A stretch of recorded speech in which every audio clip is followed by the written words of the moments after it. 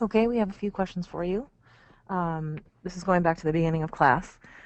SC Studios would like to know if there's any issues or gotchas to be aware of when going from standard to Premiere. There's so much at stake in using Google to begin with. I don't think so. I mean, I feel very comfortable that, I mean, as I've said, I've put my own money on the line for Google Apps Premiere's free trial. So I really don't think that there's any harm to taking a look at the Premiere Edition. I don't feel like there's any gotchas if you're serious enough about using Google Apps to at all for your organization, and your organization is a business concern, then uh, you know, for me, it would just be a no-brainer to go to Premiere. Okay, great. Another question came up from Cher in the chat room. Is there a difference in security between the standard and Premiere? Well, I think that I touched on that a little bit. There are a bunch of sort of systems administration tools that Premiere gives you to manage authentication. And in terms of the two-factor authentication that I just described a moment ago, I mean, but the vanilla security on the Google Apps Premiere. I mean, so emails, taking email security in Google Apps Premiere. Is your email any more secure in Google Apps Premiere than it is in Google Apps Standard? As long you have the ability in Google Apps Standard to enforce secure connections at all times. So if you turn that on, the only difference will be sort of the authentication protocols that you use. And authentication is really just about making sure that the person using the account is the right person. So there's a few things you can add, but in terms of, is the email stored in any more secure sense? Is the email transmitted in any more secure sense? Those elements are going to be the same. Now, there is an email program that I mentioned last time, which is a suite of tools that you can, some of which are free, some of which aren't, that you can add onto your Google Apps Premiere account called Postini.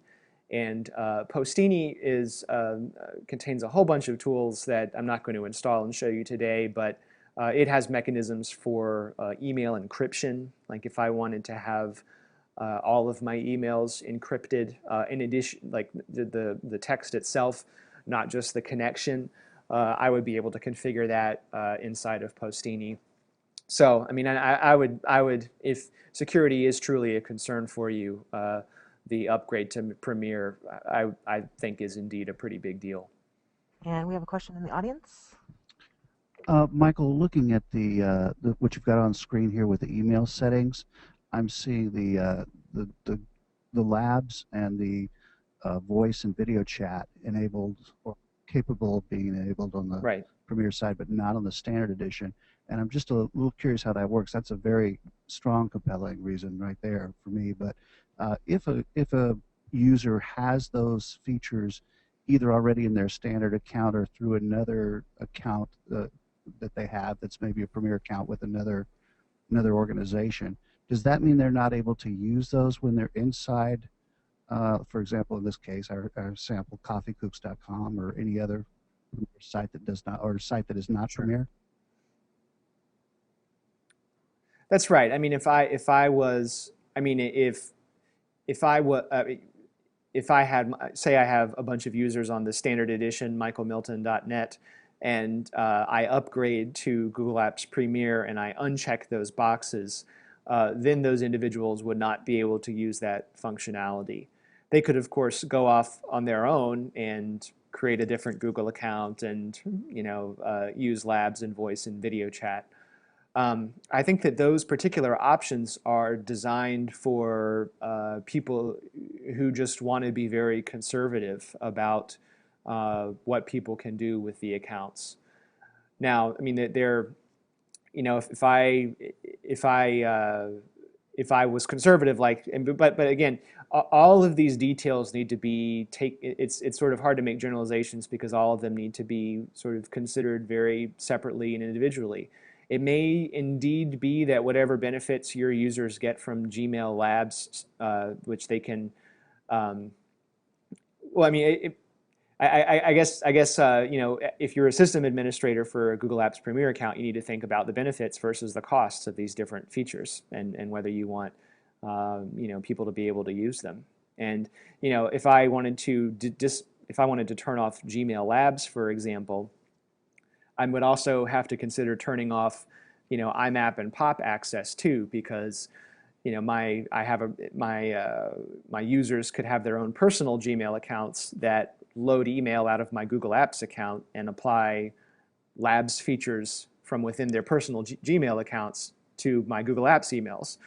I mean, so I mean, if I was interested in, you know, if I wanted to restrict all use of Labs for people's emails, I'd have to like really think through each one of those individual details and think, okay, what is the implication of turning this on or off, and how are my users going to behave, and you know, so I mean, it's complicated. I would certainly leave all of that enabled. I don't see So any in other risks words, this is associated really with more them. for disabling Um, those functions, the ability to do that within the Premier Edition versus enabling them from the Standard Edition. They're already virtually enabled inside this.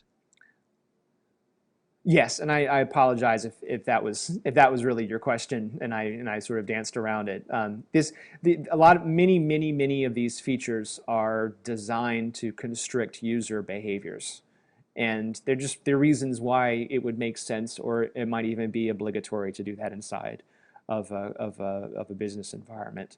A lot of the other tools also are about killing Microsoft Exchange. They're just really high-powered ways of making it easy to slurp all of the content out of an Exchange server and have it loaded on Google Apps, which is you know, one of the reasons why Microsoft is unhappy with Google Apps, even though it really has a very low uh, presence in the market relative to Microsoft in terms of this kind of work.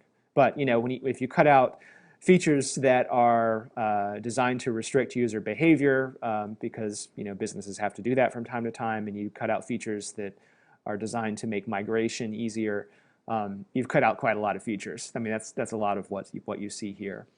Do you want to take a couple more questions, or are you ready to move on? Sure, I think we're pretty good time wise. From Jay Brooks in the chat room wanted to know if Premier Edition and the Education Edition are the same. There's a premier and an education and a nonprofit edition also, and you know, for nonprofits in particular, there's very congenial pricing. I mean, actually, there's no pricing. I think you can get it for free if you are a nonprofit, and I think that the situation is very much the same with educational users as well. The educational edition is more like the Premier Edition than it is like the Standard Edition, but there are a couple of differences, and I just can't remember them off the top of my head. But you know, it would be the sort of thing that you could Google Okay. and find the answer to really quickly. But you know, you're pretty much getting the Premier Edition when you use the Education Edition. Okay, great. Another question from SJ in the chat room. Can you assign multiple email names and aliases to a single user?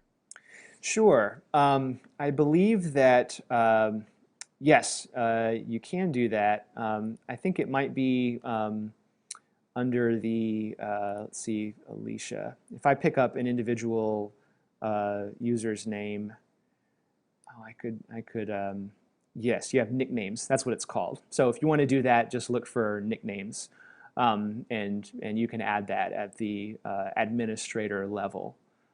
So if I have Alicia Risk and I want to have an alias for her of AR Risk, I would just go into the nicknames area in the dashboard and give her those nicknames. She can't necessarily do that unless she's an administrator, and I actually think that this functionality is also available inside the standard edition. Let's see, michaelusers.net.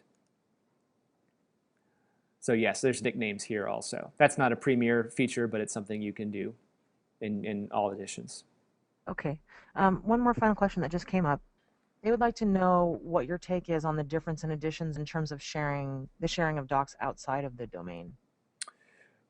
Right. Well, I believe that I think that Premiere, I, I, I mean, I think that I think that sharing docs outside of the domain is going to be the same for both. I would I mean, if we look at the docs, if we compare the docs webs, we can compare the docs and just take a look. Even in the standard edition, I can restrict all sharing to external domains if I want to. But I think that um, they're close to being the same. I guess there's some a warning setting that you can manipulate, but they're about the same. So no difference there.